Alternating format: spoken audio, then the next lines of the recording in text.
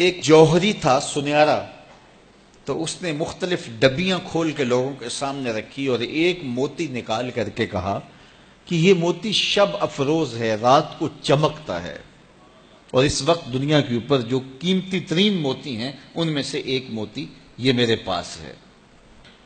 خیر اس نے اپنا سامان سمیٹا تو اس مجلس میں ایک چور بھی بیٹھا ہوا تھا، اس کے دل میں لالچ آ گئی، تو اس نے اس جوہری سے کہا کہ جناب کہاں کے ارادے ہیں؟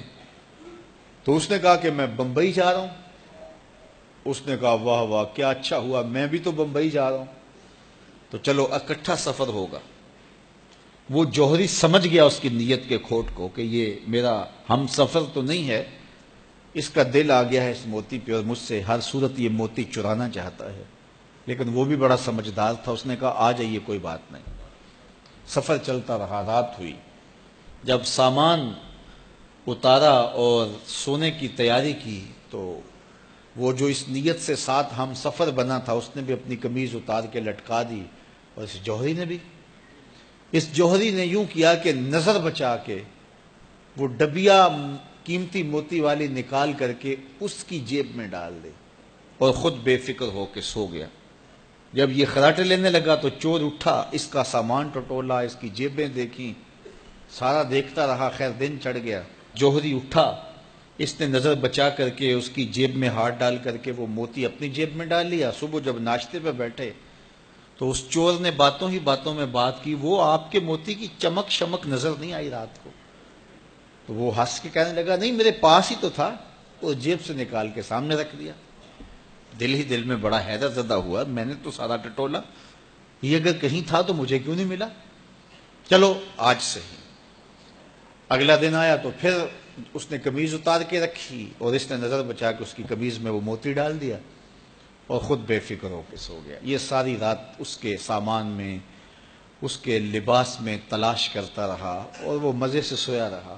صبح اٹھا اور نظر بچا کے اپنی جیب میں ڈال لیا۔ ناشتے پہ پھر بات کی کہ وہ آج بھی کوئی چمک شمک دکھائی نہیں دی۔ اس نے کہا میرے پاس ہی تھا، جیب میں ہاتھ ڈالا اور سامنے رکھ دیا۔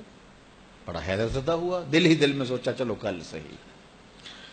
اس نے پھر ایسے کیا اور یہ ساری رات اس کا سامان ٹولتا رہا پوری تفصیل کے ساتھ۔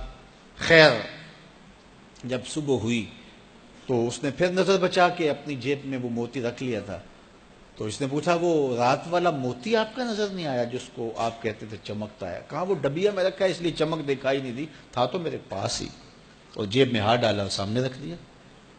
یہ سر پکڑ کے بیٹھ گیا، میں روز اس کی جیب ٹٹولتا ہوں، سامان بھی دیکھتا ہوں، یہ رکھتا کہاں ہے؟ میں نے تو کوئی جگہ نہیں چھوڑی۔ اس نے کہا سچ بتاؤں میں تیرا ہم سفر نہیں تھا، میں چور تھا، میں تم کو بتا رہا ہوں۔ اب آپ میرے بھی استاد نکلے، مجھے اتنا بتاؤ کہ یہ موتی آپ رکھتے کہاں تھے؟ میں ساری رات ٹٹولتا رہا اور 3 دن ہو گئے مجھے، میں نے کوئی گوشہ نہیں چھوڑا، آپ کا سامان کھول کھول کے دیکھا ہے، آپ کا لباس الٹ پلٹ کے دیکھا، لیکن مجھے ملا ہی نہیں، یہ رکھتے کہاں تھے؟ مجھے یہ تو بتاؤ۔ اس نے کہا لوگوں کی جیب میں ٹٹولتے رہے، اپنی جیب میں ہاتھ ہی نہیں ڈالا۔ بلے شاہ اڈ دیاں پھڑنے، جڑا گھر بیٹھا ہے انہوں پڑھیا ہی نہیں۔ وَفِي أَنفُسِكُمْ أَفَلَا تُبْصِرُونَ، کہا تم کہاں اسے ڈھونڈ رہے ہو، ذرا اندر بھی اتر کے دیکھو، اندر اترو گے تو اس کا سراغ مل جائے گا۔ نہ مسجد وچ نہ مندر وچ، لب یار نو اپنے اندر وچ۔ جب اپنے اندر اترو گے تو پھر سراغ زندگی نصیب ہو جائے گا، عرفان ذات ہوگا تو پھر عرفان الہی نصیب ہوگا۔ لیکن ہم دائیں بائیں ڈھونڈنے نکلے لیکن اپنے اندر اتر کے نہ دیکھا، تو سراغ زندگی ملتا ہی تب ہے جب اس کی چوکھٹ پہ جھکنا بندہ سیکھ جاتا۔ تو اس کی چوکھٹ پہ جھک کر کے زندگی کی سربلندی حاصل کیجئے اور مقصد زندگی حاصل کیجئے۔